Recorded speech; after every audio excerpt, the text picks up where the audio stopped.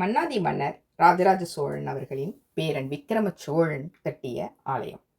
இறைவன் பார்வதீஸ்வரர், இறைவி சாந்தநாயகி. இஞ்சிக்குடி அருணகிரிநாதரால் பாடல் பெற்ற திருப்புகளில் இடம்பெற்றுள்ள தலம். இரட்டை புலவர்களால் பாடப்பெற்ற தலம். குலோத்துங்க சோழனுக்கு நீண்ட காலம் குழந்தை செல்வம் இல்லாமல் இருந்தது. குழந்தை வேண்டி இந்த தலத்தின் அம்மனை மனமுருக வேண்டினார். தாயாரின் அருளால் அவருக்கு குழந்தை வரம் கிடைத்தது. வேண்டுதலாக அம்மனின் கால்களுக்கு கொலுசை அணிவித்தார் குலோத்துங்கன். இப்போதும் அம்மன் 2 கால்களிலும் கொலுசை அணிந்து அருள் பாலிக்கிறார். ஸ்ரீ முருகப்பெருமான் ஒரு முகமும் 4 கரங்களை கொண்டு வள்ளி தெய்வயானை சமேதராய் அருளுகிறார். சண்டிகேஸ்வரர் திருமண கோலத்தில் இங்கே அருளுகிறார். சந்தனக்காடாக இருந்த இந்த ஊரில் இஞ்சி அதீதமாக பயிர் செய்யப்பட்டதால் இந்த ஊரின் பெயர் இஞ்சிக்குடி ஆனது. சந்தனக்காட்டில் துர்வாச முனிவர் தவம் செய்து வந்தார். அவரின் தவத்தை மதலோலை என்ற அரக்கி கலைக்க முயன்றார். தவம் தடைப்பட்டதால் கோபமான துர்வாசர் அவளுக்கு சாபம் தந்தார். காம பார்வை பார்த்தபடி நின்று இருந்த மதலோலை கர்ப்பமானார். அம்பரன், அம்பன் என 2 குழந்தைகளை பெற்றெடுத்தார். அசுரர்களோடு வளர்ந்த இருவருமே மாபெரும் அசுரர்களாக வளர்ந்தனர். அசுரர்கள் இருவரும் அம்பகரத்தூர் எனும் அம்பத்தலம் புன்னாகவனம் சென்று சிவபெருமானை நோக்கி கடும் தவம் இருந்து யாராலும் வெல்ல முடியாத ஆற்றலை வரமாக பெற்றனர். அவர்களின் அராஜகம் பெருகியது. இந்திரன் தேவர்களோடு சென்று சிவபெருமானிடம், அம்பரன், அம்பன் இவர்களின் அராஜக போக்கு நாளுக்கு நாள் அதிகமாக ஆகிறது, அவர்களை அழிக்க வேண்டும் என்றார். சிவபெருமான் தாயாரை பார்த்தார்.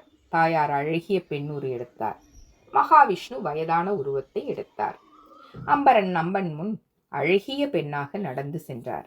இருவருக்கும் அந்த அழகிய பெண்ணை திருமணம் செய்ய எண்ணம் கொண்டனர். வயதான ரூபத்தில் வந்த மகாவிஷ்ணுவிடம் அந்த பெண்ணை அடைய வழி கேட்டனர். உங்கள் இருவரில் பலசாலி யாரோ அவரைத்தான் அந்த பெண் திருமணம் செய்வார் என்றார். இருவரில் யார் பலசாலி என ஒருவரை ஒருவர் தாக்கி சண்டையிட்டனர். அம்பரன் தனது சகோதரன் அம்பனை கொன்றார். அம்பரன் அந்த பெண்ணை அடைய எண்ணி அவள் முன் நின்றான்.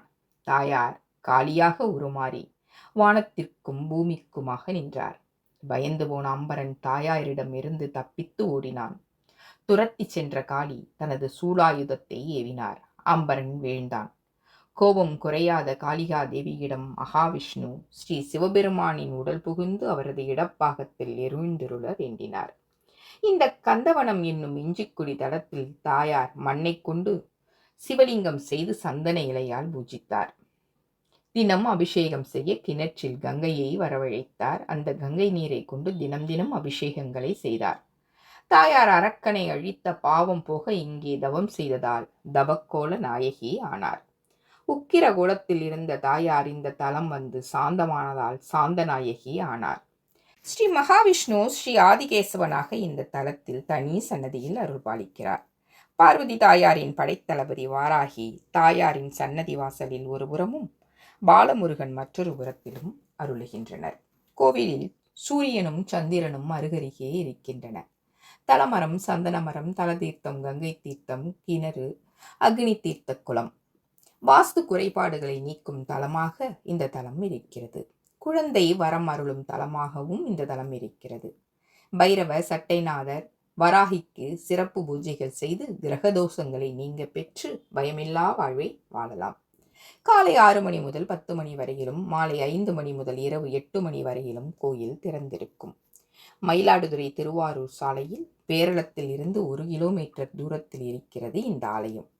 கும்பகோணத்தில் இருந்து 41 கிலோமீட்டர், மயிலாடுதுறையிலிருந்து 19 கிலோமீட்டர். ஆலய தொடர்புக்கு சுவாமிநாத குருக்கள் 86 10 18 33 17. உங்களுக்கு பிடித்திருந்தால் லைக் பண்ணுங்க, ஷேர் பண்ணுங்க, கமெண்ட் பண்ணுங்க, சப்ஸ்கிரைப் பண்ணுங்க.